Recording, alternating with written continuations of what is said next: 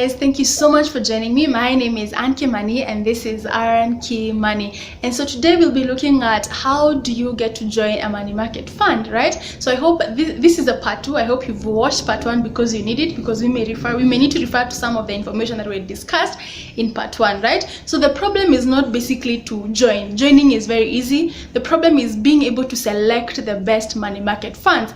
And in Kenya we have so many of them. I think we have over 15, about 18 money market funds, and you find many people of course relate and know most of them are from insurance company. You get Britam Money Market Fund, Sanlam Money Market Fund, ICA Lion. Actually there are also some banks that have money market funds, like the likes of Stanbic, the likes of Equity Bank, the likes of what is it called, CBA money market fund. So we have others, and also we have now the other fund managers, the likes of Saiton, Amana. There's so many of them, and the list is not the problem, because every single day in a Daily Nation or in a Business Daily, if you go to Daily Nation and go to the section for business, or in a Business Daily newspaper, there's usually daily publishing of these money market funds to, on how they are doing in terms of their daily yield, and also in terms of their annual average rate, right? So you'll always get this type of information. But so the problem is to choose the best and knowing that you're at peace that you have invested your money in the right fund. And I know many people will go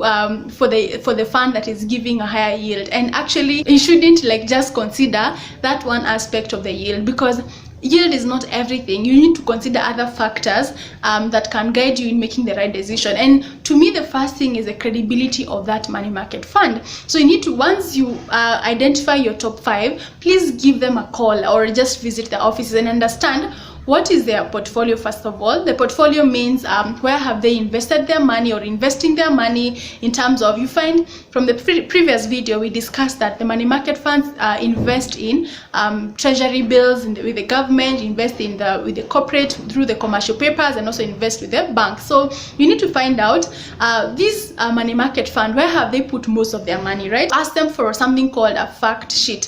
Fact sheet will have all the details in terms of their current rate, how they've been performing for years, how has the rate been, like in terms of maybe they've been starting with 10%, now they are either dropped or they've gone higher. So be able to check how have they really been doing in terms of being able to give the investment a higher returns consistently, right? Because you don't want to get into yourself the place where you have just considered the yield, then you come in here, some money has been invested in a place where they're not able to mature as fast, or the rate is not making sense. You get, so that you're able to know with your risk level, are you willing to invest your money most in commercial papers? Well, we know that corporates, lendings to corporates have been very, very tricky, and also has not been very successful for over the years, because it's a high risk, of course, with a higher return. But also you as a person, are you willing to go for that, or you want to consider the one that is more safety with treasury bills and not commercial papers, right? That is the most important thing. You need to understand where your money will be invested, so that in case there's no much return, you don't blame the fund managers. We are the one who made a decision on which type of fund to open, right, to invest your money in, right? So number 2, now you go to integrity. We mentioned about liquidity, right? Liquidity is where you're able to access your funds anytime you need it. Many of them give within 24 hours. If you do an email to the fund manager, you can be able to access your money. Some of them actually require you to do an email, then between 2 to 4 working days, again, you can access your money. But now you need to find out, you need to know that most of the funds, when the first withdrawal during the month is free, the first withdrawal.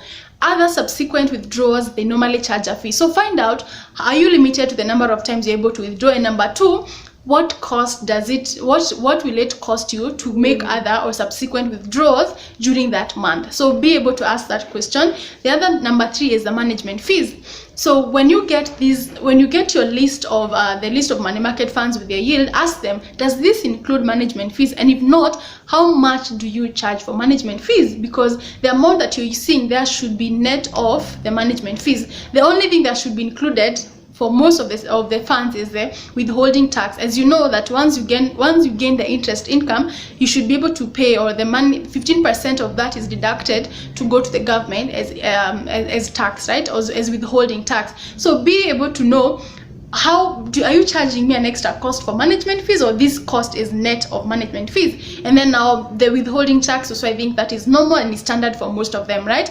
The other thing that you need to find out is some of them charge joining or registration fee. Most of them actually registration and joining is free, so be able to find out, are you going to charge me some fees for registration or for joining fee, so that you're able to be very sure and also your expectations are managed. You don't come in, they start giving some deductions, right? The other thing that you need to confirm is basically how they communicate to you. Do they send you an email every single month? And then at the same time, how do you also communicate with them? How are you able to reach out to them in case you need your money? And also, like, do you need to have someone you always call? You know, the scenario of if you need withdrawals or if you need to add additional amount. So those are the questions I need to ask them. And then how do you maintain that account? So what normally happens is, at the end of every single month, they credit to your account, they calculate all the interest that you've earned during the month, then they put that money in your account, right? So what happens is, as a person, if you want to earn more money, always reinvest that interest back, or always reinvest that money to your account. Don't withdraw it. So there's a daily compounding. I don't know, maybe I need to do an Excel sheet and just be able to show you guys how the daily compounding works. So please reinvest your money. Don't just withdraw anytime they put interest in your money. The other thing is, have a standing order with the bank for the additional amount that you want to be putting every week or every month, right? Or every quarter. So what this means is, you're going to give the bank instructions to be deducting money from your account and pay to the money market funds, so that you don't have to have the hassle of every time at the end of the month you're going to your phone to deduct from this account to take to this other account. Also consult with your bank how much it will take you or how much it will cost you to have that. Also compare with you doing it, but I would advise you to have a standing order, because you'll never forget to put the money, and at the same time it will make you be disciplined and work knowing that you are working towards, you have less, maybe a certain amount of money, and you can survive within that, right? So joining is very, very easy. Actually, it's the easiest step, right? So some join via even sending a code, SMS code. Others join by you go to their website, you download the registration or joining form, then you fill in, you scan and send to them. You basically need your ID, your KRA pin, and then also need to fill in I think there's a sheet they normally, I don't know how they call it, for them to be able to assess your risk level. So just fill in, scan and send to them. Purely that, right? So once you do that, they'll basically require you to put an initial amount by M-Pesa. Most of them actually operate with M-Pesa. So you just pay the M-Pesa, they open your account with that money, then any other additional basically to keep your account active, and you'll be earning money from it, right? So it's very, very easy to join. So the bigger problem comes in terms of making the decision on which one to go with. So one of the things that I need also to mention, that when you get this yield, or when you get this interest rate changes daily. It changes depending on the performance of the market. And so you find when the general interest rate in the market is actually very high, the money market funds will do very well. When the interest rate is very low, the money market will do very, very poorly. So you need to know that there are usually those daily changes in the yield, but they don't really significantly affect your returns, because the fund managers or the professionals always make quick decisions and able to move the money around, and so they ensure that you don't lose the money. So yes, this is not the rate that is there. It's a daily yield, yes, but it usually changes depending on so many things, or depending on the interest rate, but it doesn't really affect so much. The rate can either go higher or actually go low, right?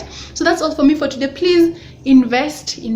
Please save your money and invest in a money market fund. If you're really tired of putting money in a certain account and you're earning zero, or if you're looking forward to have short-term goals, please put the money, or you have a surplus in your business, or you're looking forward to save to a particular goal, please don't put in a money where it's not making you money, right? So that's all for me for today. See you in the next video.